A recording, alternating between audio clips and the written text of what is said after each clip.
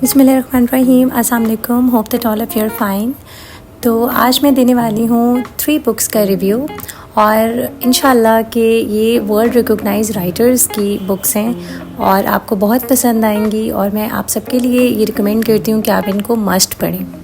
سب سے پہلے ہم بات کرتے ہیں الکیمسٹ کی، اور یہ مجھے گفٹ کی تھی سیالکوٹ کے ایک انکل نے، جو کہ بک سٹال پہ اس کو سیل کر رہے تھے، لیکن بہرحال کافی انسسٹ کرنے کے بعد بھی انہوں نے مجھے یہ free of cost as a gift دی. خیر اس کو میں نے پڑھا اور اس کے اندر کیا کچھ تھا آئیے آپ سے شیئر کرتی ہوں. سو بیسیکلی گائز یہ اسٹوری ایک شیفرڈ کی ہے، ٹھیک ہے، جو کہ اپنے ٹائیگر کی تلاش میں نکلتا ہے. راستے میں وہ بہت سی باتیں سیکھتا ہے، جیسے کہ یہ بات ہے: you must understand that love never keeps a man from pursuing his destiny. یہ بات بالکل حقیقت ہے کہ جو لوگ بھی، جو رشتے بھی آپ سے بہت زیادہ محبت کرتے ہیں، وہ کبھی بھی آپ کو آپ کی ڈیسٹنی سے، آپ کے ڈریم سے نہیں روکتے ہیں.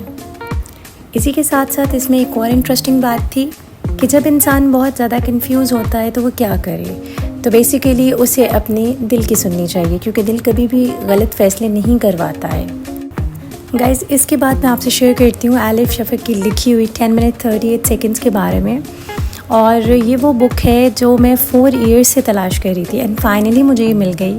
تو اس کا ریویو آپ سے شیئر کرتی ہوں. بیسیکلی اس بک کو سمجھنے کے لیے آپ کی ایج کا تھوڑا بڑا ہونا ضروری ہے، ورنہ مینٹلی آپ کو یہ سمجھ بھی نہیں آئے گی کہ اس کا تھیم کیا ہے اور یہ کس بیس پہ لکھی گئی ہے. اس میں ایک کوٹیشن مجھے بہت زیادہ پسند آئی: just because you think you are safe it doesn't mean that this is the right place for you. تو بیسیکلی ایسے ہی ہے، ہمیں سم ٹائمز لگ رہا ہوتا ہے کہ ہمارے ساتھ ہمارا انوائرمنٹ ٹھیک ہے، لیکن سم ٹائمز ہم صحیح انوائرمنٹ میں نہیں ہوتے. اس کے ساتھ مجھے یہ بات بہت پسند ہے: the fool travels alone and the wise by caravan. تو جب بھی آپ ٹریولنگ کے لیے نکلیں تو آپ کوشش کریں کہ آپ گروپس میں نکلیں، سو دیٹ آپ ان کے ایکسپیرینسز سے سیکھیں.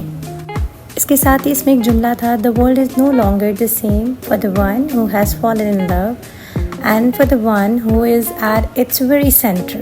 It can only spin faster from now on. تو یہ بات بالکل رائٹ ہے، 110% ٹھیک ہے کہ جب آپ کسی بھی چیز سے obsessed ہوتے ہیں تو آپ کی فیلنگز آج خود چینج ہو کے رہ جاتی ہیں.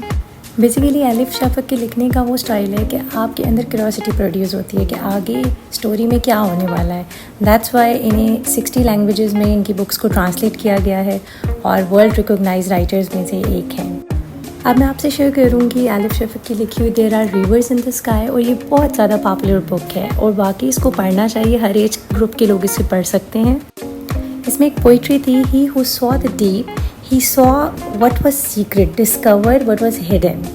He brought us a tale of the days before the flood. Then as an example quote کیا ہے: water remembers, it is the human who forgets. ایک اور example اس میں mention تھی: because the tree remembers what the axe forgets.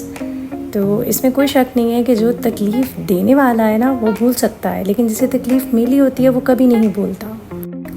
ایک اور اچھی بات یہ تھی: where you have set your mind, begin the journey.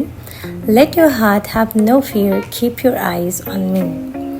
تو یہ بات حقیقت ہے کہ جب آپ ایک دفعہ اپنی زندگی کا آغاز کرتے ہیں، کسی چیز کا ارادہ کر لیتے ہیں، تو پھر آپ کو کوئی فیئر نہیں ہونا چاہیے. پھر آپ نے ہمیشہ اپنے آپ کو اسٹرگل میں رکھنا ہے اور اللہ تعالیٰ آپ کو کامیاب کرتا ہے. گائز آج کے دور میں بھی یس میں آپ لوگوں کو ریکمینڈ کرتی ہوں ریڈنگ کی طرف، بیکاز اگر آپ آن لائن PDF سے ریڈ کرتے ہیں آپ کی آئی سائٹ کا پرابلم ہو سکتا ہے. دوسری چیز یہ کہ جو چیز بک میں ہے وہ آپ کو زیادہ وائز اور میچور بناتا ہے.